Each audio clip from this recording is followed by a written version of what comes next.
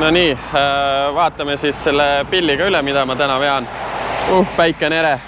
Ja ütleme niimoodi, et sellist pilli mulle nagu vedada ei meeldi. Jah.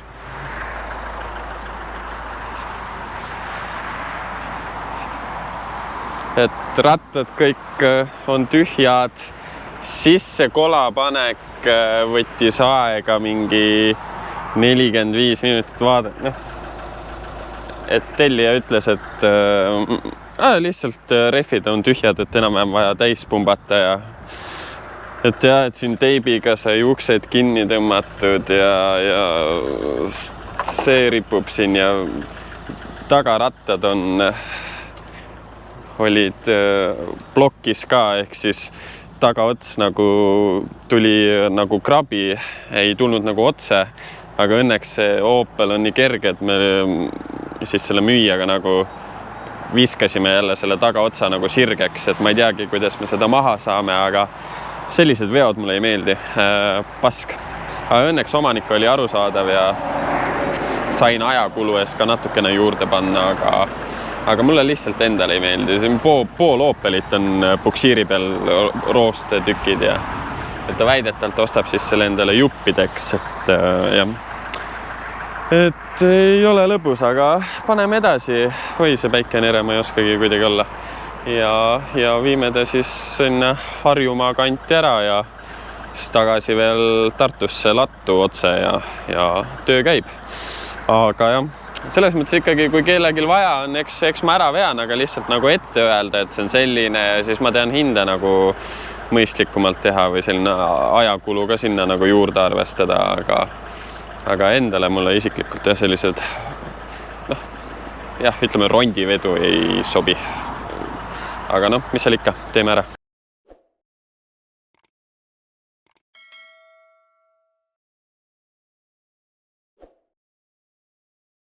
Sai läbi viperluste siis selle Opeli maha.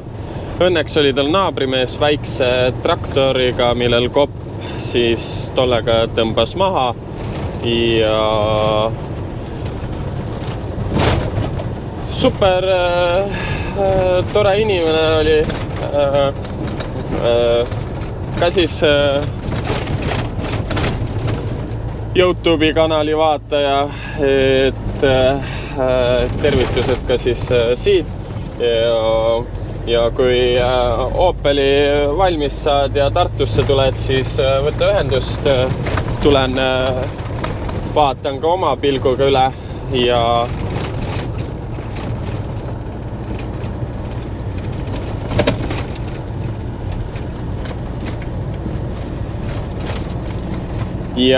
ega siin muud ei olegi, et selline siit ei paista väga, aga 1,5 tundi sõitu tagasi Tartusse. 1,5 tundi sõitu tagasi, ega siin muud ei olegi, et kuskil 10 jõuan lattu ja arvatavasti siis mingi 1 aegu peaksin omadega mäele jõudma, et selles suhtes midagi hullu ei ole, et see sõitmine on nii, ta küll väsitav, aga samas ka lebo ja et vähemalt tuleb raha ja ma saan teha midagi, mis mulle tõsiselt meeldib, sest puksiiriga autosid vedada on mu unistus ja loodetavasti ma saan aasta lõpus teha ka sellised liigutused, mis on päris unistuse suunas. Väike tiiser võib-olla siia, aga mis siin ikka jõuan suurele teele, et lõpetame siis selle video ära ja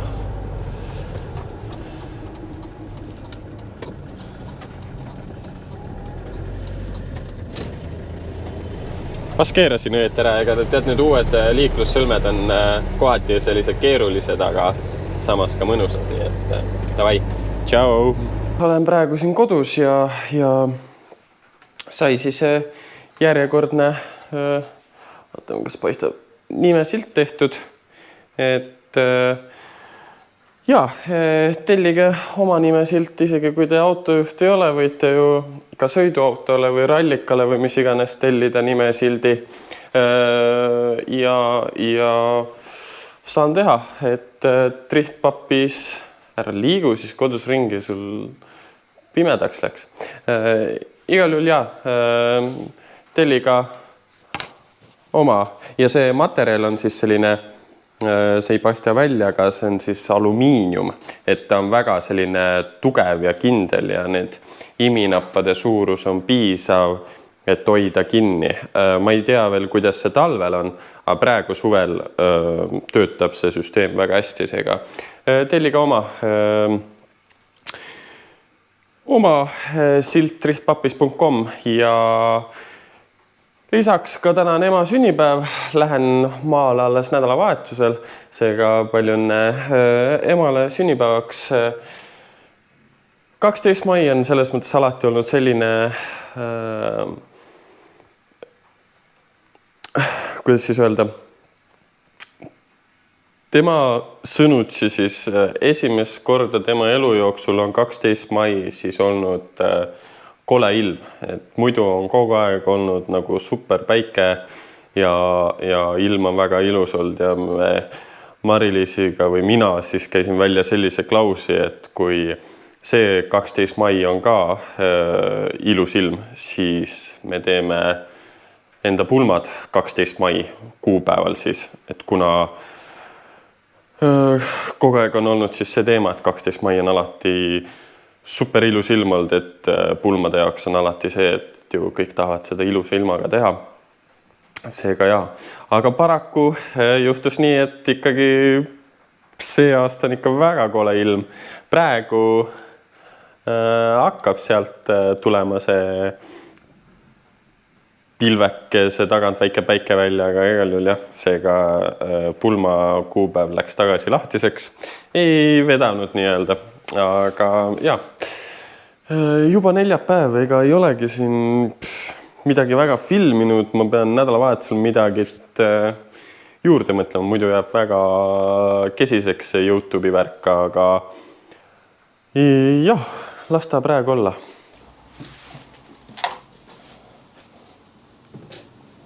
Kas tuksega teeb? Mis see on? Miks oli musta? Ma ei tea, määrtab. Pähe läps.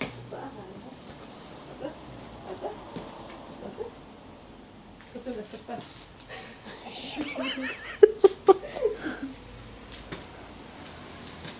Kuule ära lollita, sa pane käna veel.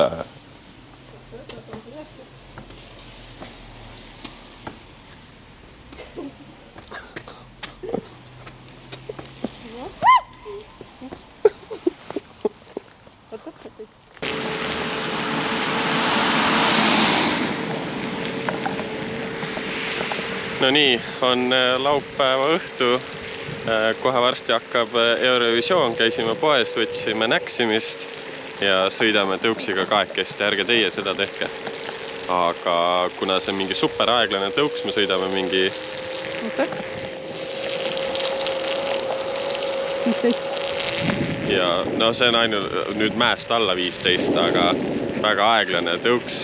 Ma arvan, ma teen mingi video, kus me üritame seda tõuksi forseerida kiiremaks ja ega siis midagi, loodame, et meie Stefani poisil läheb hästi ja see on meie pere ainuke liikur, kui me ettevõtte kaubikut praegu ei kasuta. Ma muidu bussi ja sõltume teistest, on ju? Me ainuke tubli ratsu, mis töötab. Ega siis midagi. Lähme vaatame seda Stefanit ja kes teab, mis juhtub veel siin öösel. Jep.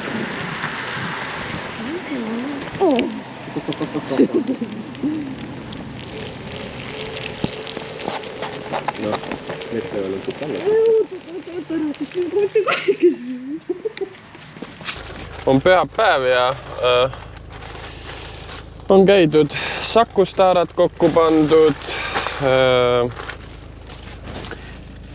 Jõukas käidud, Mari veel bussi pealt ära otsitud ja mulle mingi päev jõudis ka siis müts kohal, aga ma ei jõudnud ära otsida, aga sai siis loodetavasti ikka Randalut kuidagi toetab ka see, aga sai siis Randalu käpp ostetud, et kaua ma seda mitte tegutsevat RXD mütsi kannan, kui nad enam ei tegutse. et siis pigem toetame meie Trihti superkangelast Randalut ja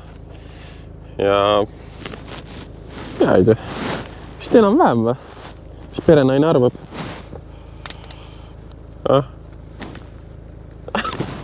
Perenaine noogutab. Nii väike pea mul ei ole. Enam-vähem. Et jah, sai siis Randalu käpp võetud, et nüüd toetame ikkagi meie kohaliku superstaari ja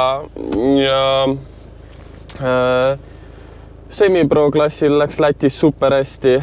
Ma ei tea, kui kellelgi on infot, võib alla kommenteerida, aga 3 eestlast, kõik poodiumil, ühtegi lätlast, et ma ei tea, kas sellist asja varem olnud on, seega super töö nende poolt. 1 eestlane 3. kohta Auaidaga pro-klassis poodiumil, et päris hästi läks Lätis, ütleks niimoodi. Ja ega siis midagi. Ma arvan, et siit me selle videoga ära lõpetame, aga kommenteerige alla, kui me ennem tegime, et mis, ma ei mäleta, kas oli Monster Mafia või? Kuidas ma seda ütlesin? Sa mäletad või? Jah, Red Bulli Mafia Monster. Jah, et kommenteerige alla, millise pitsasõber olete, kas paksu põhjaga või peeni kitsa põhjaga. Jah. Ja jah, läheb sõda lahti, vaatame, kumba klassi siis minu kommenteerijad kuuluvad. Ma ise isiklikult olen paksu põhja sõber. Ma ei tea, see õhuke pitsa on minu jaoks nagu mingi küpsis või ma ei ole õiget saanud või ma ei tea. Ikka paks põhi tead, ees on ikkagi massi on vaja. Aga mis siin ikka, suured tänud teile, et te kõik olete ikka mu videot vaadanud, kommenteerinud, laikinud ja suur aitäh teile. Näeme juba järgmisel nädalal. Tšau!